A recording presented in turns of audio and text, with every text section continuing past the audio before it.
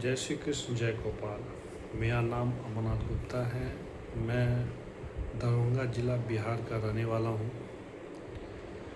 अभी मैं पटना में रह रहा हूँ और एक सोलर इंडस्ट्री में जॉब कर रहा हूँ। मैं ये वीडियो बनाने का मेन मकसद, मैं अपने साथ उन लोगों को जोड़ना चाहता हूँ जो युवा हैं और जो खुद का अपना बिजनेस सेटअप करना चाहते हैं, जो सर्विस में हैं और खुद का एक बिजनेस सेटअप करना चाह रहे हैं और सोच रहे हैं क्या बिजनेस करें क्या नहीं करें।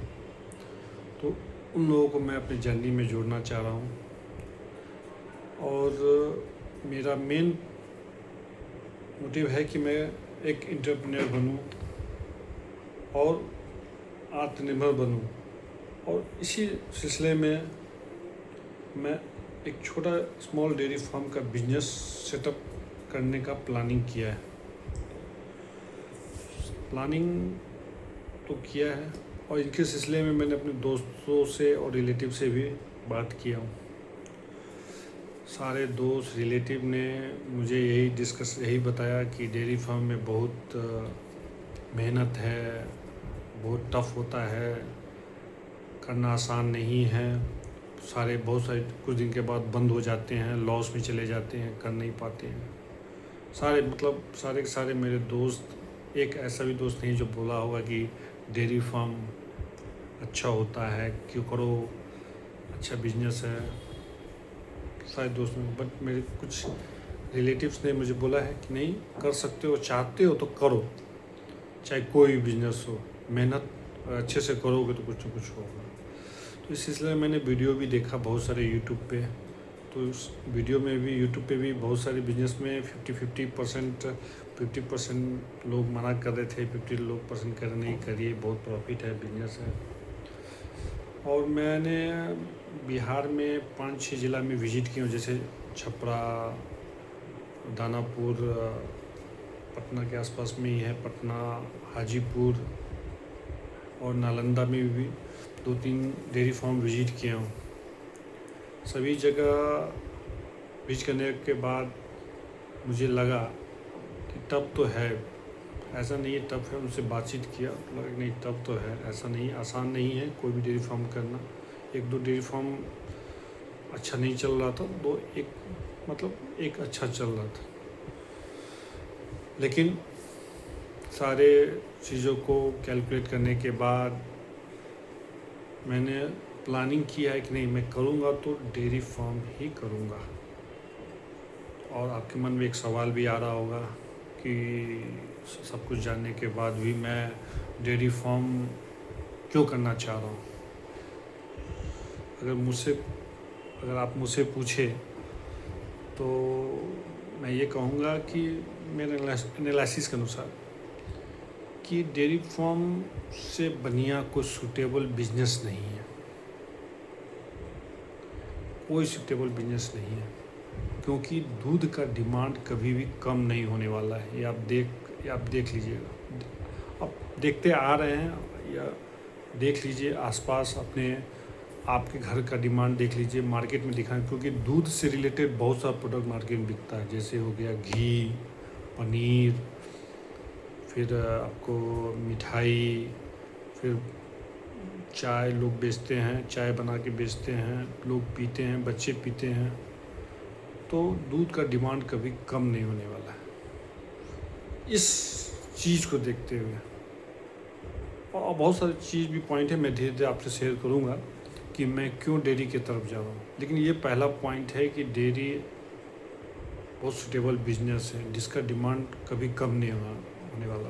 और ऑनलाइन ट्रेडिंग में लोग दूध तो परचेज करते हैं ऑनलाइन, बट उसको पीने के लिए यूज़ नहीं करते, कुछ बनाने के लिए। तो मैं इसी सब चीज़ को ध्यान में रखते हुए डेयरी फार्म को चुना कि नहीं, डेयरी फार्म करना चाहिए, अच्छा प्रॉफिट भी है। और मैं आपको एक बात ये बता दूं कि मेरे फैमिली बैकग्राउंड में, मतलब मेरे पापा, मेरे दादा के किन्हीं का भी बैकग्राउंड डेयरी से नहीं जुड़ा है। आज तक हम लोगों ने कभी गाय नहीं पाली है। मैं एक पहला अपने फैमिली में मेंबर बनूंगा, जो एक लड़का हूँ जो कि डेयरी फार्म शुरू करने का सोच रहा है, सारा चीज़ प्लानिंग कर रहा है। मैंने सब चीज़ प्लान किया, अपने पापा से भी डिस्कस किया, बताया कि पापा क्या है बिजनेस में, क्या नहीं है, क्या होगा, क्या करना चाहिए। तो इस सब चीज़ को लेते हुए पापा ने भी हामी भर दी है कि नहीं करो। मैं आपको एक चीज़ और भी बताऊं कि मैंने शुरू करने से शुरू किया नहीं हूँ, मैं प्लानिंग ही कर रहा हूँ, क्योंकि अभी वो स्टेप में आगे बढ़ चुका हूँ, नहीं मुझे करना है, अभी उस स्टेप में चल रहा हूँ। तो आपके मन में क्वेश्चन है कि मैं क्यों करना चाह रहा हूँ, पहले भी आपने बोला था क्यों करना चाह रहा हूँ। तो पहला तो सूटेबल बिजनेस है, दूसरा ये भी मैंने एनालिसिस किया या देखा कि आखिर डेयरी बिजनेस लॉस क्यों होता है, क्यों डेयरी फार्म 10 में से 8 बंद हो जाते हैं, 2 चलते हैं, कुछ दिन करते हैं, साल 2 साल 3 साल, उसके बाद वो बंद हो जाते हैं, वो कंटिन्यू नहीं कर पाते। तो पहला मुझे लगा कि पहला जो मेरा रिलेशन, मेहनत तो पूरा कर रहे हैं वो लोग, डेयरी फार्म में मेहनत पूरा कर रहे हैं, लेकिन वो रिजल्ट नहीं आ रहा। तो इसमें पहला ये दिक्कत है कि प्रॉपर प्लानिंग नहीं होती है।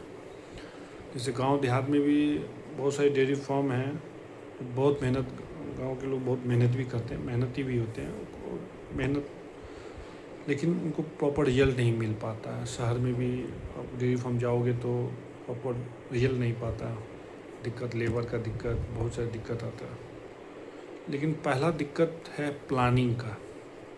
प्लानिंग किस चीज़ की? प्लानिंग चारा की, कि गाय को जो चारा होता है पहले उसका प्रॉपर प्लानिंग होना चाहिए। कब खरीदना है, कितना क्वांटिटी हमको स्टॉक में रखना है, क्योंकि रेट उसी पे डिपेंड करता है। आपका चारा कैसा होगा उसी हिसाब से गाय का हेल्थ भी मैटर करेगा, आपका बिजनेस का प्रॉफिट भी, क्योंकि चारा आप किस रेट में खरीद रहे हैं ये इम्पोर्टेंट है। तो उसको आपको प्रॉपर एनालिसिस करना होगा कि किस सीज़न में कितना खरीदें, और स्टॉक तो प्रॉपर आपको रखना। अगर सपोज़ आप 20 गाय का प्लानिंग कर रहे हैं या 10 गाय का भी कर रहे हैं, तो आपको 8 से 10 महीने का उसके चारा का इंतज़ाम करके रखना होगा, अगर आपको अच्छा प्रॉफिट कमाना है तो प्रॉपर तो प्लानिंग इसका होना चाहिए। और दूसरा कि सफाई, बहुत जगह मैंने डेयरी फार्म जो विजिट किया 4 उसमें से एक ही जगह पे सफाई अच्छा था, बाकी सफाई के मामला में सबको मैं 10 में से बोलूँ तो 1-2। और मैंने पूछा भी, भाई आप तो इतना गंदा रख रहे हैं, सफाई नहीं है, दिक्कत है। तो उन्होंने बोला, भाई प्लानिंग तो मैंने भी बहुत स्टार्टिंग में सोचा था, लेकिन कर नहीं पाया, ये दिक्कत वो दिक्कत। और दूसरे बिजनेस भी उनके साथ चला रहे हैं, तो उन पे उनका ध्यान उस पर है, डेयरी पे वो कम फोकस कर पा रहे हैं। तो सफाई तो मेन इम्पोर्टेंट है कि मच्छर का, मक्खी का, जितने मच्छर कचाए उतना जल्दी आपका गाय का तबीयत ख़राब होगा, उतना गंदगी से गाय बीमार पड़ेगी, तबीयत ख़राब होगा, आपको दवाई का खर्चा बढ़ेगा। तो इस सब चीज़ का आपको सफाई का भी प्रॉपर ध्यान में रखना होगा, तभी आप डेयरी से प्रॉफिट कमा पाइएगा। नहीं तो आपको लगे कमा रहे हैं, ठीक है, दूध बेच के तो कमा रहे हैं, पैसा आ रहा है, लेकिन आपका मेडिसिन में गाय को मेंटेन करने दवाई में ही उस खर्चा बहुत ज़्यादा है, तो उसमें आपको प्रॉफिट कम फिर आएगा। फिर आप थका जाओगे, अरे बार बार गाय तो बीमार पड़ जा रही है, कैसे होगा, क्या होगा। तो इस चीज़ को सफाई तो सेकंड नंबर पे आपको सफाई तो रखनी ही होगी। और तीसरे नंबर पे जगह, किस जगह आप डेयरी फार्म खोलना चाह रहे हैं। जैसा कि मार्केट के ज़्यादा दूर नहीं होना चाहिए, रीचेबल होना चाहिए, आप दूध प्रॉपर कस्टमर के पास पहुंचा पाए या कस्टमर आपके पास पहुंच पाए, इसका प्रॉपर प्लानिंग करना होगा। मैंने तो प्लानिंग किया है कि मुझे दूध कहाँ बेचना है, क्या करना, अगर दूध बच जाए तो क्या करना है, ये सब जितना आपको प्लानिंग करना प्लानिंग कर लीजिए। क्योंकि मैं जो डेयरी फार्म खोलने जा रहा हूँ ये दरभंगा में है, दरभंगा में क्यूटी रनवे एक नगर पंचायत है, वहाँ पे है। और मैं आपको भी वहाँ पे आगे विज़िट कराऊंगा। ये तो मैं फर्स्ट वीडियो सेकंड में आपको वहाँ ले जाऊंगा, कहाँ पे मैं खोलने जा रहा हूँ, क्या कर रहा हूँ। तो मैं वहाँ पे करना चाह वहाँ इसलिए कर रहा हूँ क्योंकि मैं गांव के अपने मैं अगर दरभंगा और मैं दरभंगा भी शिफ्ट हो जाऊँगा और वहाँ पे मैं मार्केट को जानता हूँ अच्छे से, लोग मुझे जानते हैं, मेरे फैमिली को जानते हैं, तो मैं दूध बेचना मेरे लिए आसान हो जाएगा। तो एक ये रीज़न भी है कि दरभंगा खोला। तो जो नए बिजनेस सेटअप करना चाह रहे हैं कि नहीं मुझे क्या करना है और लाइफ में, और जो जॉब कर रहे हैं उनको अपना खुद का एंटरप्रेन्योर बनना है, तो डेयरी फार्म को सेलेक्ट करना एक सबसे अच्छा चॉइस है। और ये बात भी ध्यान में रखिए, क्योंकि देखिए रिस्क तो हर बिजनेस में है। ये चीज़ हमें अब कोई बिजनेस कीजिए रिस्क सब में है। ऐसा नहीं है कि कपड़े कोई बिजनेस कर रहा है तो 10 में से 10 सफल हो जा रहा है, या कोई डिस्ट्रीब्यूशन का काम कर रहा है, या पाइपिंग का काम कर रहा है, सीमेंट बालू का काम कर रहा है, बहुत सारा जितने भी बिजनेस हैं तो सब में सक्सेस, सब में मेहनत तो सब में है। डेयरी में ये खास बात है कि आप प्रोडक्ट आपके हाथ में है, आप सेल करो, पैसा आपके हाथ में है। दूध बेचो, पैसा हाथ में है। दूध बच जाए तो उसका प्लानिंग कर लो। जैसे दूध बच गया तो उसको घी बना दिए, पनीर बना दिए, घी बना के आप मार्केट में बेच सकते हो लंबे समय तक। तो इस हिसाब से प्लानिंग करो। और दूसरा कि आप गाय के, एक तो दूध है, दूसरा गोबर, अब गोबर को भी एज ए प्रोडक्ट मानो। ऐसा नहीं है कि आप गोबर को, जैसे गाय का गोबर है तो क्या करेंगे, नहीं, वो भी एक मेन प्रोडक्ट है। आप गोबर से बहुत कुछ बना सकते हैं। पहला तो गाय के गोबर से आपको खाद बन सकता है। दूसरा, गाय के गोबर से आप दीपक बना सकते हैं। गाय के गोबर से बायोगैस बना सकते हैं। गाय के गोबर से आप बहुत सारा प्रोडक्ट, मूर्ति उसका आपको प्लानिंग करना होगा कि कैसे उसको प्लानिंग करें, क्योंकि बिना प्लानिंग के करेंगे तो फिर वो तो आपके लिए वेस्ट ही है। उस प्रोडक्ट को भी आपको मेन प्रोडक्ट लेके चलना होगा, और उसके लिए आपको प्लानिंग करना होगा और उसको अच्छे से करना होगा। तीसरा, मूत्र, गाय का मूत्र से भी बहुत सारी चीज़, जैसे आप फिनाइल बना सकते हैं गाय के मूत्र से। हाँ, अच्छा फिनाइल बनता है और अच्छे रेट पे मार्केट में बिकता भी है। तो उसका भी आपको प्लानिंग करना होगा। बिना प्लानिंग किए आप सोचेंगे कि चलो कर ले, रख ले, क्या करें इसका, नहीं, पहले ही आपको प्लानिंग करना हो कि जब मूत्र मेरे पास इकट्ठा हो जाए या गोबर इकट्ठा हो जाए तो मुझे क्या करना, तो इसका प्लानिंग कर लीजिए। मैं भी खुद सीख रहा हूँ, और अगर कुछ मैं गलत बोलूँ तो आप उसको करेक्ट करें या कमेंट करें। ये मेरा फर्स्ट, मैं जीरो से एक वीडियो से सेटअप करके तैयार कर रहा हूँ, ताकि मेरे युवा दोस्त और जो बाहर जॉब कर रहे हैं, अपने घर वापस आना चाह रहे हैं, बिजनेस करना चाह रहे हैं, तो इसके लिए ये मेन वीडियो है।